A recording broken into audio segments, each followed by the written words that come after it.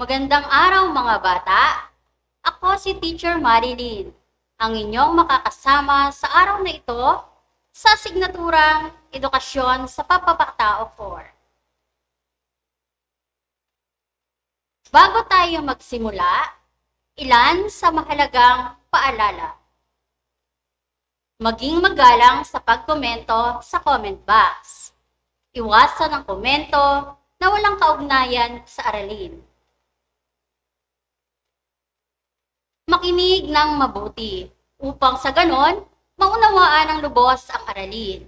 Sumagot sa mga tanong sa pamamagitan ng pagkokomento ng tamang sagot sa comment box. Sa inyong attendance, sumulat sa comment box ng mga sumusunod: present, pangalan, at ang inyong paaralan, tulad ng nakikita sa screen.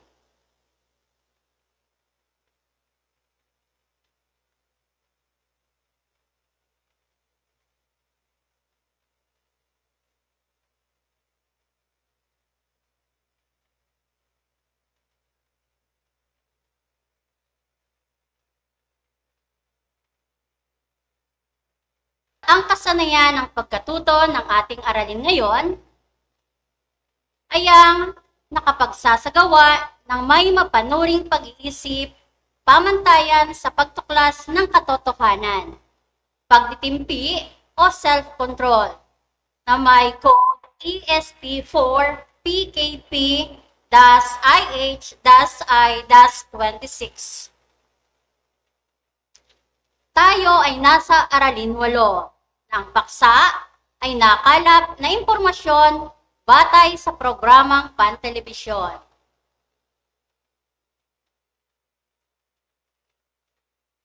Bago tayo magsimula sa ating paksang aralin, subukin natin ang ating sarili. Ayusin ang mga sumusunod na letra upang mabuo ang bawat tamang salita. Unang bilang, mga letra S, Y, O, N, M, O, T.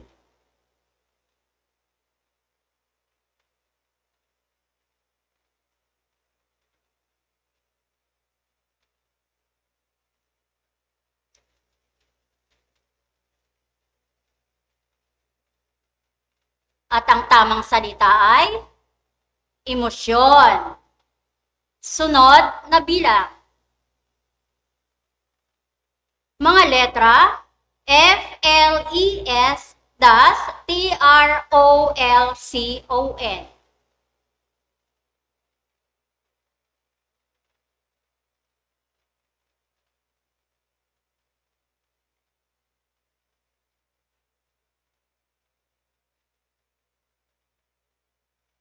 At ang tamang salita, self-control. Pangatlong bilang, mga letrang H, O, N, M, A, H, I, N, A.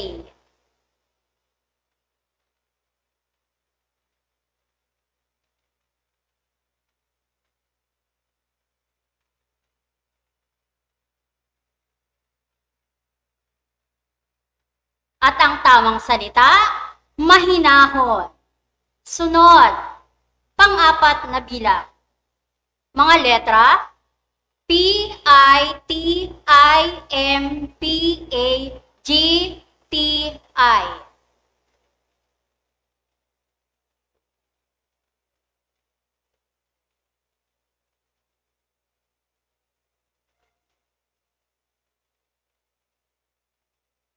At ang tamang salita, pagtitimpi. Good job mga bata! Ngayon naman, ating balikan at sagutin ang pagsasanay ng nakaraang aralin, upang sa ganon ay lubos na maunawaan ang aralin sa araw na ito. Panuto, lagyan ng check kung tama ang pahayag, at X naman kung mali. Unang bilang, pagtutok sa balita upang malaman ang mga pangyayari. Check o X.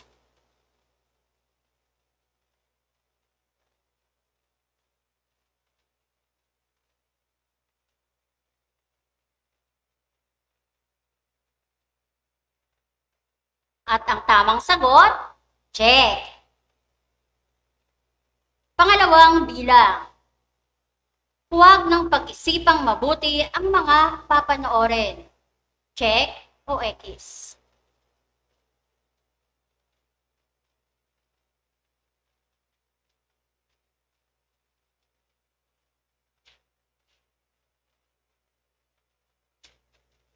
Ang tamang sagot, X.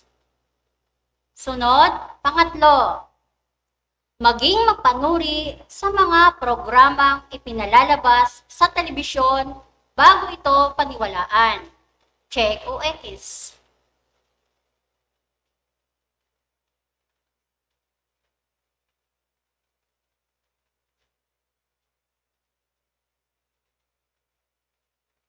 Ang tamang sagot, check.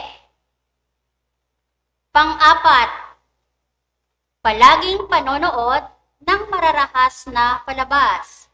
Check o X.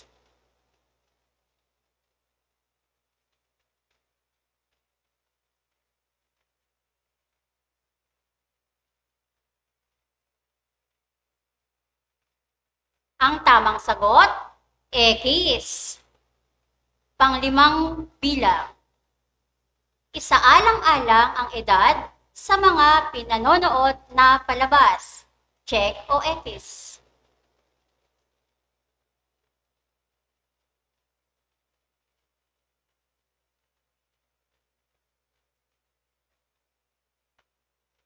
Ang tamang sagot, check. Magaling mga bata.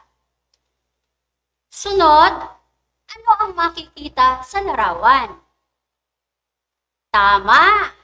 Ito ay PC. Rolyo ng mga PC.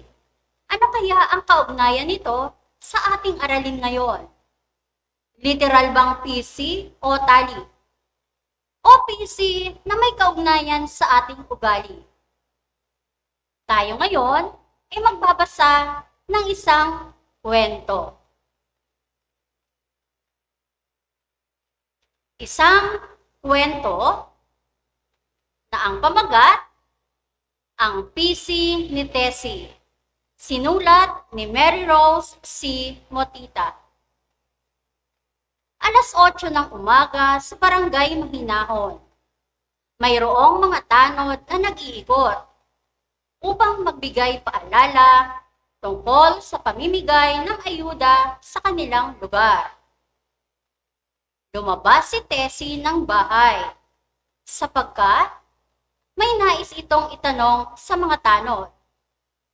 Ipagpaumanhin po ninyo sapagkat ang aking paanyaya ay malabo at hindi masyadong mabasa ang oras at petsa. Tanong ko lang po, kailan po kaya ito? Ani Tessie. Sinagot naman siya ng maayos ng mga tanong. Nang biglang may lumapit na isang lalaki.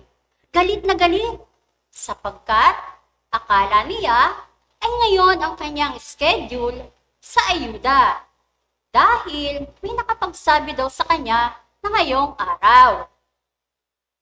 Nag-aamok ang lalaki sapagkat nasayang daw ang kanyang oras sa pagpunta at wala naman itong napala. Gulat ang mga tanod at paging si Tessie ay kinausap naman ito ng mahinahon at sinabihang habaan ito ang kanyang PC sapagkat walang mapapala kung hindi marunong magtimpi. Maaari ka lamang mapahamak o magkamali ng desisyon kung hindi mo kokontrolin ang iyong sarili. Wika ni Tessie. Nakinig naman ito at agad na huminahon.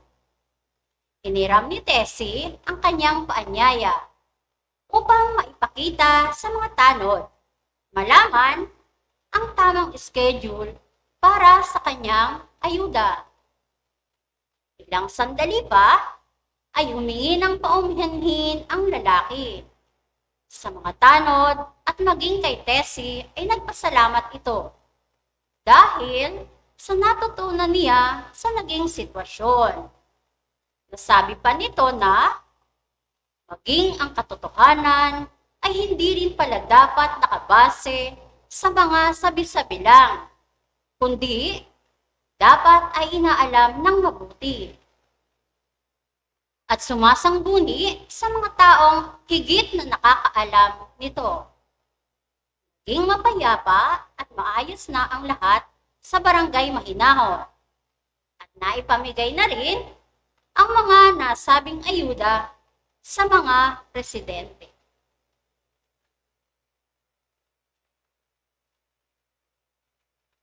Naunawaan ba ang kwento, mga bata? Upang lubos na maunawaan ang kwento, ating sagutin ang mga katanungan. Panuto, sagutin ang mga sumusunod na tanong. Ano ang pamagat ng ating kwento? Isulat ang sagot sa comment box.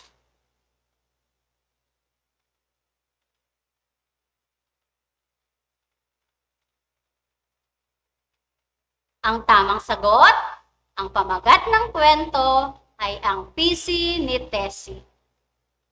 Pangalawa, ano ang naging tugon ni Tessie sa hindi niya mabasang paanyaya?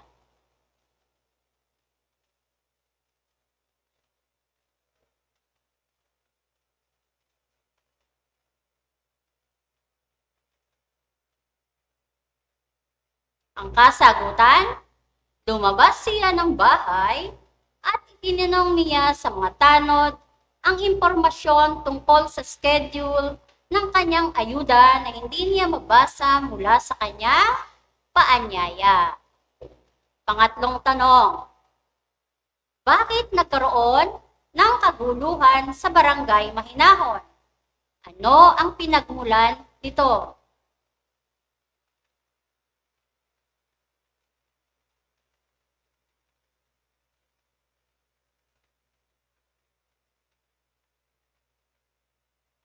Sagot, nagsimula ang kaguluhan sa isang tao na may maling akala tungkol sa schedule ng kanyang pagkuha ng kanyang ayuda.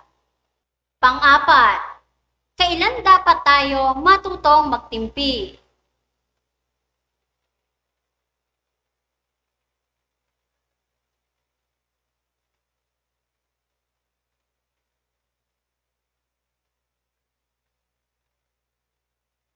Kinakailangan natin magtimpi sa pakikipag-usap sa ating kapwa sa lahat ng oras, sa lahat ng pagkakataon. Panglima, dapat ba tayong magkaroon ng pagtitimpi sa sarili? Bakit?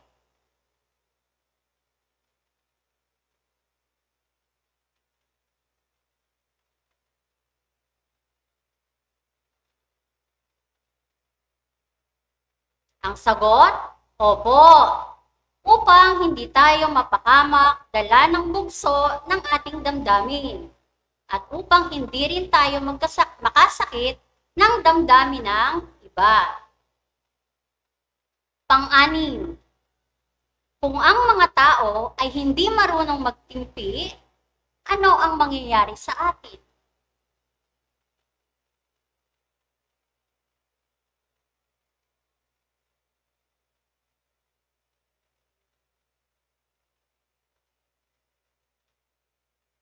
Sagot, kung ang mga tao ay hindi marunong magtimpi, hindi sila magkakaroon ng mabuting pakikipagkapwa-tao sa lahat ng oras, sa lahat ng pagkakataon.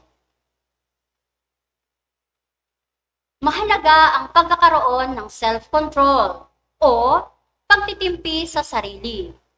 Ating alamin, ating tuklasin, sagutin ang pagsasanay. Handa na ba mga bata? Panuto, isulat ang tama kung ang mga sumusunod na pahayag ay nagpapakita ng pagsasagawa ng may mapanuring pag-iisip o pamantayan sa pagtuklas ng katotohanan at mali naman kung hindi. Unang bilang, Hindi nagpapadala sa bugso ng damdamin at nagtatanong muna sa otoridad bago umaksyon.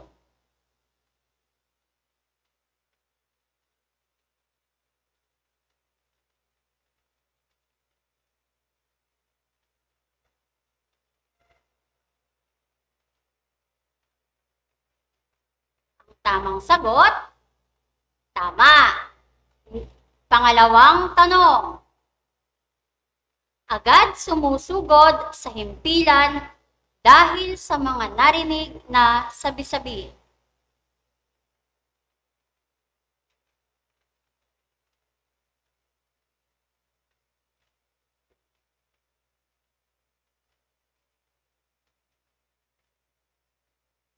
Ang tamang sagot, mali. Sunod, pangatlo. Tinitimbang ang bawat panig bago magsabi ng saloobin, kahit pa nagkakagulo na ang lahat. Nangingibabaw pa rin ang pagtitimpi.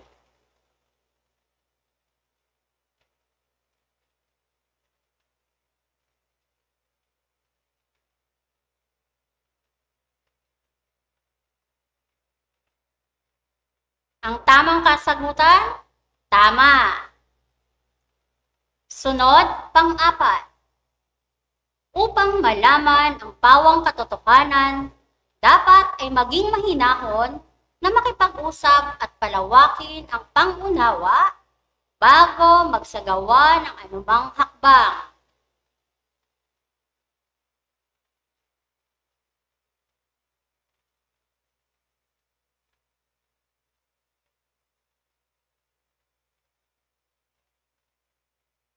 Ang kasagutan, tama. Panglimang bilang. Maging mapagtimpi sa pagsisiyasat ng katotohanan. Huwag magmadali upang hindi magkamali.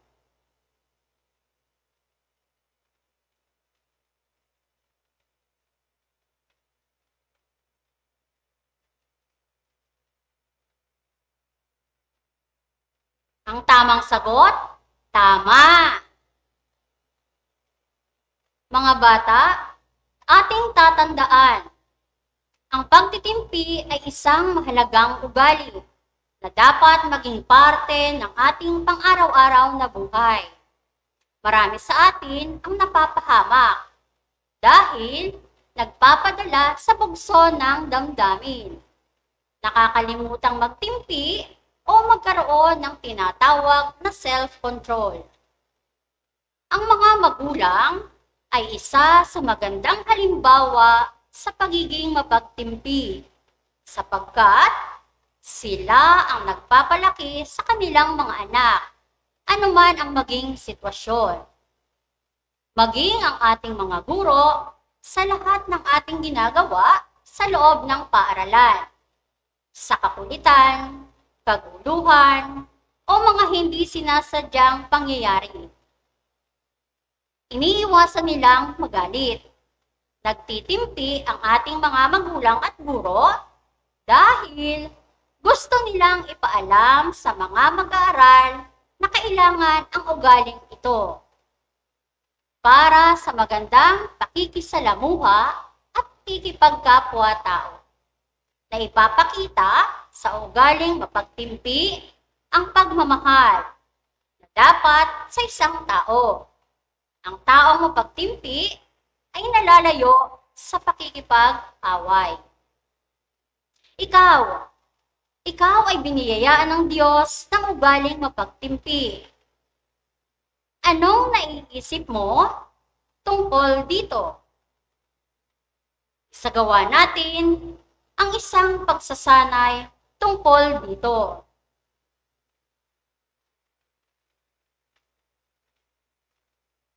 Sumulat ng mga salitang may kinalaman sa pagtitimpi o self-control. Isulat ang inyong mga kasagutan sa comment box. Mayroon kayong 2 minuto upang sumulat ng mga kasagutan.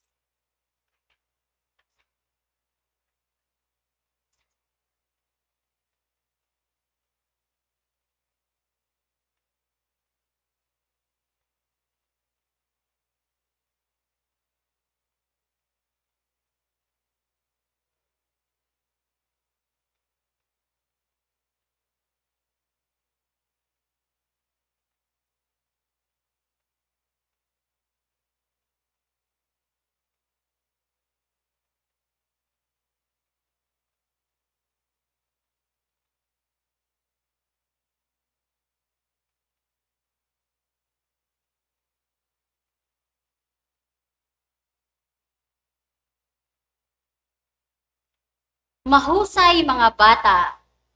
Narito ang ilan sa mga naging kasagutan. Sarili. Dapat nating taglay sa ating sarili ang pagtitimpi. Hinahon. Dapat tayong maging mahinahon sa pakikipag-usap kung tayo ay may pagtitimpi. Kababaan ng loob. Kinakailangan natin ng kababaang loob sa pagtitimpi sa sarili. Pasensya. Kung tayo ay may self-control, taglay din natin ang pagkakaroon ng pasensya. Pangunawa. Kinakailangan pangunawa sa bawat isa kapag tayo ay may pagtitimpi. Mapanuri. Ang pagiging mapanuri ay mahalaga upang maipakita ang pagtitimpi, lalo na kung ito ay may kinalaman sa katotohanan o wala. Katotohanan. Ang pagtitimpi o self-control ay naipakikita natin kung ang ating natanggap ay may katotohanan ba o wala. Pakikipagkapwa-tao. Ang pagtitimpi o self-control ay kinakailangan para sa magandang pakikipagkapwa-tao. Magaling, mahusay mga bata. Ngayon naman, sa ating pagtataya. Panuto, iguhit ang masayang mukha kung ito ay nagpapakita ng pagtitimpi at malungkot na mukha kung hindi. Unang bilang, maraming pinasasagutan sa module at biglang nag-aya ang kaibigan mong maglaro. Hindi ka sumali, kaya inasar ka nila, ngunit hindi mo sila pinatulan.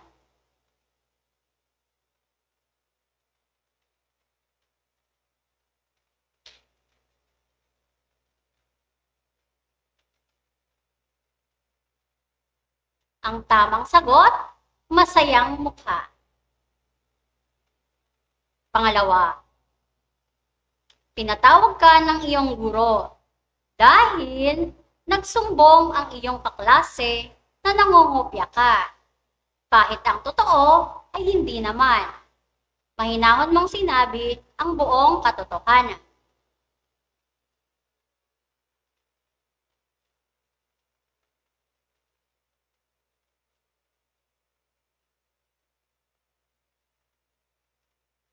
Ang tamang sagot, masayang mukha.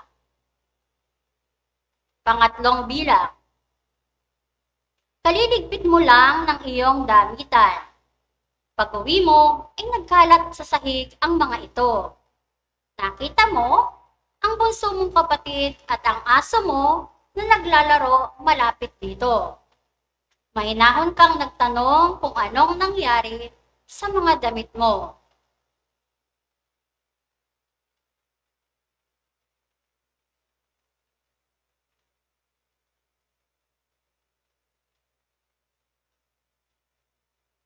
Ang tamang sagot, masayang mukha. Pang-apat, hindi sinasadyang natalsikan ng putik ang bago mong sapatos at bigla mong tinulak ng malakas ang iyong kapwa kahit na walang may gusto sa nangyari.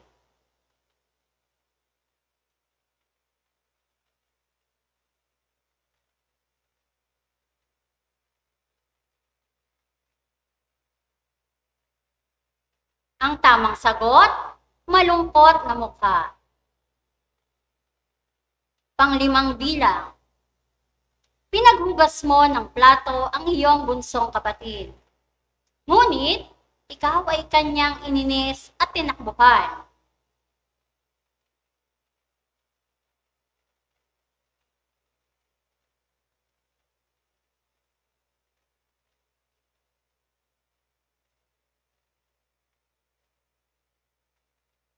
Ang tamang sagot, malungkot na mukha. Wow! Lubos akong nasisiyahan sa inyong ipinamalas na husay sa pagsagot sa ating mga pagsasanay tungkol sa ating aralin sa araw na ito. Sa ating karagdagang gawain, bumuo ng isang acrostic na tula gamit ang mga letra sa salitang pagtitimpi. Maging gabay ang inyong nakikita sa screen.